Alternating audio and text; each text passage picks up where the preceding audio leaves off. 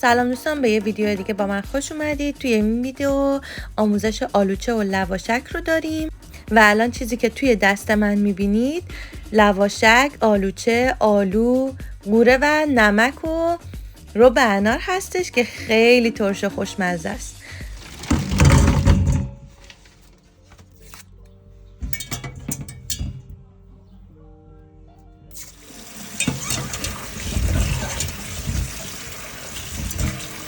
دوستان برای حدوداً 1 کیلو آلو سیاه به نصف پیمانه آب احتیاج داریم، آب جوش،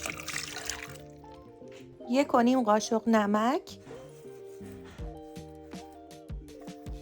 و طعم جادویی آلوچه رو میتونیم با اد کردن 1 مقدار اسید سیتریک یا جوهر لیمو داشته باشیم، اونجوری که بازاری باشه و خیلی حال بده، ولی فقط همین مقدار استفاده کنید، بیشترش ممکنه که ضرر برسونه به معده و دندونا.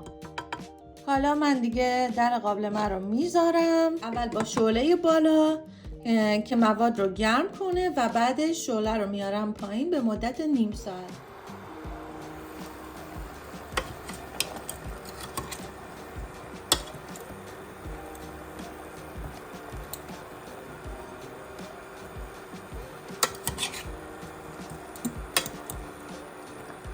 دوستان در حین پخت هر از گاهی بهش سر بزنید که یه وقت نچسبیده باشه، به خاطر اینکه اگه بچسبه این تلخ میشه و اینکه حالا یه مقداری که میوه ها نرم تر شدن با قاشق یکم لهشون کنید بیشتر.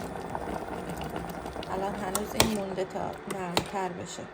این الان به این مرحله که رسید من دیگه زیرش رو کم میکنم، به خاطر اینکه الان خود آلوها هم یه مقداری آب انداخته دیگه، کاملا اینا نرم تر بشن. ببینید الان همچنان سفتن تا اینکه نرم تر بشن. خب دوستان الان دقیقا نیم ساعت از پخت این میگذره، کاملا نرم شده و دیگه احتیاجی به پخت بیشتر نداره. من الان باید بذارم که این سرد بشه. حالا در ادامه بهتون نشون میدم که چجوری میتونید لواشکش کنید و هم میتونید که مثل آلوچه استفاده کنید. دوستان واسه اینکه زودتر خنک بشه من اینو منتقل میکنم به یه ظرف دیگه.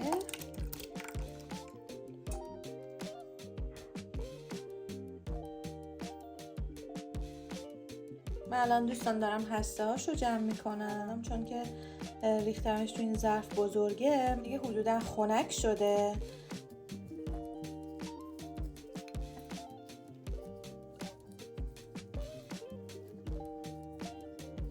دوستان الان من کاملا هسته های این آلو رو جدا کردم و الان این تو این بافتش مناسب آلوچه است، نه خیلی نرمه نه خیلی سفته، مناسب آلوچه است. ولی اگه خواستید لواشکش بکنید همینو باید اول بلندش کنید بعد روی سینی پهنش بکنید. حالا من چون که امروز تصمیم دارم که آلوچه باشه این فقط، دیگه من بلندش نمی کنم. لواشک درست کردم اینجوریه که حالا من چون که 2-3 هفته پیش درست کردم اومدم یه دونه سلفون رو انداختم روی سینی و یکم خیلی کم چربش کردم و یه لایه خیلی نازک از این موادی که بلندش کرده بودم ریختم و دیگه گذاشتم که توی آفتاب خشک بشه. دیگه بستگی داره که کدوم شهر باشین که آفتابتون چقدر تیز باشه، ولی مثلا بعضی از جاها 1 روزه خشک میشه، بعضی از جاها مثل نیوزیلند 2-3 روز من توی روز آفتابی گذاشتم که خشک بشه. و یه نکته دیگه خیلی مهمه بهتون بگم اینه که شما میتونید نمکش رو توی اول پخت کمتر بزنید و بعد توی مراحل بعدی بچشید، اگه دوست داشتید نمک بیشتری اضافه کنید. اینم از این نکته و تمام دیگه. اینم آلوچه و اگه هم خواستید که براتون توضیح دادم چجوری میتونید تبدیلش کنید به لواشک. خب دوستان اینم یه دیش خوشمزه با چیزای ترش. اینم همون لواشکی که چند هفته پیش درست کردم، همین رسیپی و شما فقط بافتو ببین. ولی خب رنگش دیگه به مرور قهوه‌ای میشه توی آفتاب که بمونه.